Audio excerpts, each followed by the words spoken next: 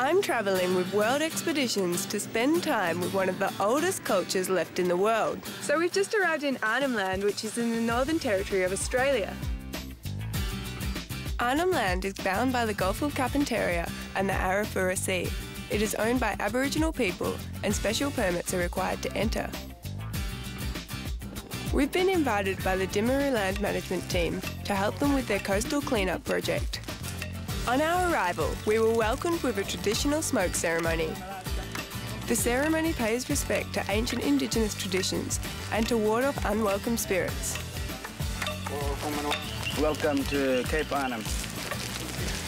By combining traditional land management and Western science, the Timaru Rangers strive to protect their land and their culture for the future. This logo represents the two moitis working under the one umbrella. This flowers is called all the people working together. The vine brings us together. On our way out to camp, we decided to stop and grab some morning tea. We're getting danpala, which is a mud mussel, and we're just collecting some to eat.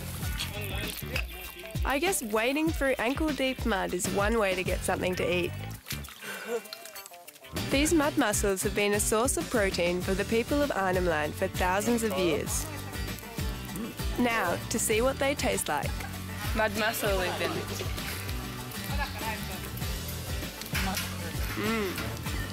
These mussels are considered an absolute delicacy by the Aboriginal people of the area. How is it? It's like a salty mussel mixed with an oyster. A bit chewy. I reckon one's enough for me. From the bush, we head straight to the beach to find out what the biggest problem is for these rangers.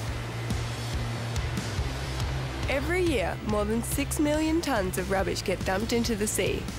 Due to the ocean's currents, most of the rubbish that gets dumped in Southeast Asia ends up on these remote beaches.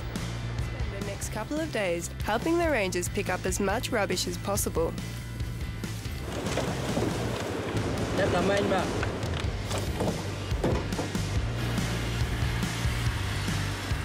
As we walked up the beach picking up rubbish, Ranger Gather spotted a turtle's nest. We found greenback turtle nest. Greenback turtles are endangered. However, because turtle eggs are a traditional food source, Indigenous people are allowed to take them. With a bucket of fresh turtle eggs, we decided it was a good time to take a break for lunch. We headed down the coast to one of the rangers' favourite lunch spots. Fresh oysters off the rocks. I couldn't bring myself to eat a turtle egg, but I'm happy to get stuck into oysters. I've eaten a lot of good oysters. These are the best I've ever had. If you're not too keen on the idea of raw oysters, the rangers have figured out a way to lightly toast them. With no supermarkets around, oysters and turtle eggs are a part of the daily diet up here. After lunch, we decided to get out of the heat and head back to camp. On the way back to camp, the rangers collected some firewood and some thin trees so that they could show us the skills of spear making. And we're making spear. Spear making is a tradition that is passed down from elders to young men, and only men are allowed to make spears. And what really surprised me is that these spears are still commonly used for fishing. The next morning, we head back to the coast to spend another day picking up rubbish. One of the main things that wash up here are ghost nets. Ghost nets are fishing nets that have fallen off or been abandoned at sea by fishing trawlers. They have a devastating impact on the environment. They drift through the oceans, entangling and killing all sorts of marine life. The rangers' main objective is to get the nets off the beach before they get swept back out by the tides and do more damage. I couldn't believe it, but over 2 days we managed to pick up about 1.7 tonnes of rubbish, which can give you a pretty good idea of how much rubbish is still out there.